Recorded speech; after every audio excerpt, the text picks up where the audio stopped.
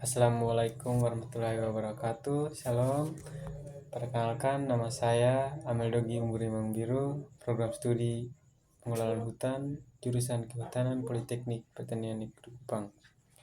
Pada bagian kedua ini, saya akan menyampaikan materi tentang perencanaan inventarisasi hutan.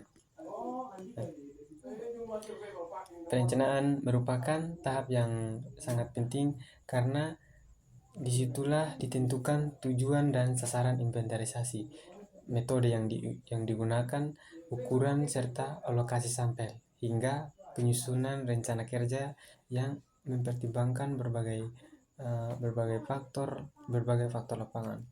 Nah, dengan perencanaan yang matang, kegiatan inventarisasi akan berjalan lebih efektif, efisien, dan mendukung pengelolaan hutan secara lestari. Nah, tanpa berlama-lama, kita mulai pembahasannya. Yang pertama, tujuan dan sasaran inventarisasi. Pertama itu monitoring kondisi dan dinamika hutan. Yang kedua, menghitung potensi kayu dan hasil hutan non kayu. Yang ketiga, mendukung upaya konservasi keanekaragaman hayati. Yang keempat, sasaran jelas.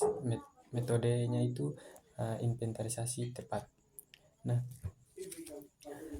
perencanaan inventarisasi harus dimulai dengan penetapan tujuan dan sasaran. Misalnya, apakah untuk monitoring kondisi hutan, menghitung potensi kayu dan non-kayu, atau untuk kepentingan konservasi.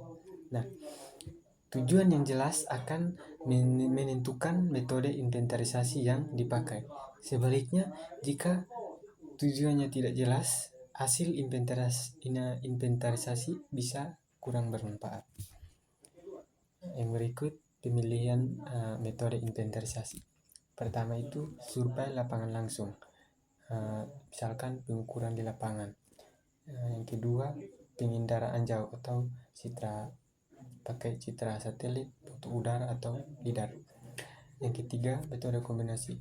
Ini lebih efisien dan akurat.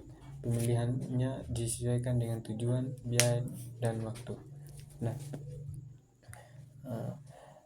ada beberapa metode inventarisasi yang bisa dipakai. Pertama itu survei lapangan, yaitu kita mengukur langsung di hutan.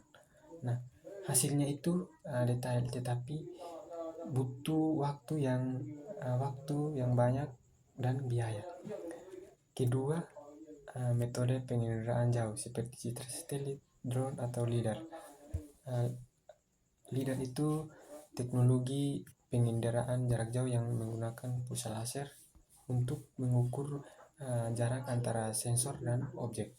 Nah, dengan memakai teknologi di atas itu, kita bisa lebih cepat untuk area luas, namun juga itu detailnya terbatas. Nah, biasanya itu dipakai kombinasi keduanya agar hasilnya lebih akurat. Nah, pemilihan metode ini sangat bergantung pada biaya, waktu, dan tingkat akurasi yang dibutuhkan. Yang berikut, ukuran dan lokasi sampel. Nah, pertama, kita memakai teknik sampling. Ada sampling random, sampling sistematik, sampling stratifikasi, sampling cluster. Nah, ukuran sampelnya itu tergantung luas area dan tingkat ketelitian. Nah, alokasi sampel mempertimbangkan heterogenitas hutan. Dalam inventarisasi, tidak semua pohon itu diukur, tetapi menggunakan teknik sampling. Nah, sampling adalah teknik pengambilan sebagian dari populasi hutan untuk mewakili keseluruhan. Misalkan dalam sebuah hutan, tidak semua pohon itu diukur semua, hanya sebagian saja yang diukur. Nah, ada beberapa teknik seperti random sampling, systematic sampling, stratified sampling, dan cluster sampling. Nah, ukuran sampel disesuaikan dengan luas dan keragaman hutan. Semakin luas atau semakin beragamnya hutan, semakin banyak sampel yang diperlukan.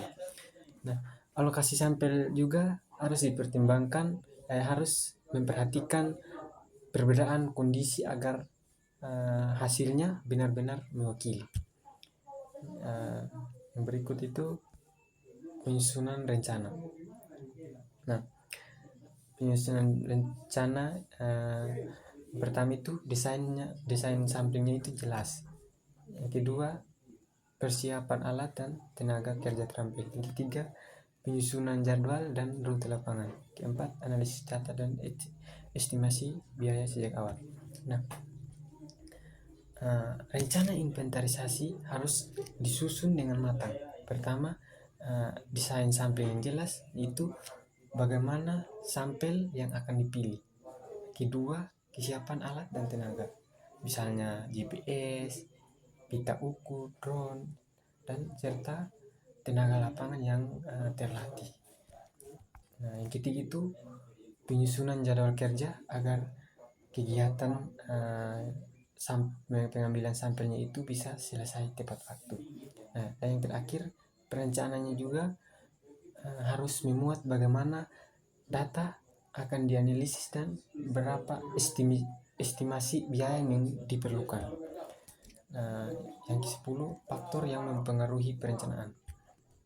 Yang pertama, kondisi topografi dan aksesibilitas wilayah. Berikut biaya, tenaga kerja, dan waktu pelaksanaan, dan juga teknologi yang tersedia. Nah, ada banyak faktor yang mempengaruhi perencanaan inventarisasi, seperti medan atau topografi. Misalnya, jika hutan itu berada di pegunungan, tentu kita lebih sulit untuk diakses begitu. Kita lebih sulit diakses. Biayanya juga dan waktu juga menentukan seberapa luas inventarisasi bisa dilakukan. Teknologi yang tersedia seperti citra atau software analisis akan sangat membantu. Selain tujuan manajemen hutan juga berpengaruh. Apakah inventarisasi ditunjukkan untuk produksi, konservasi, atau penelitian. Demikianlah penjelasan saya mengenai inventarisasi hutan, mulai dari pengantar hingga perencanaan inventarisasi.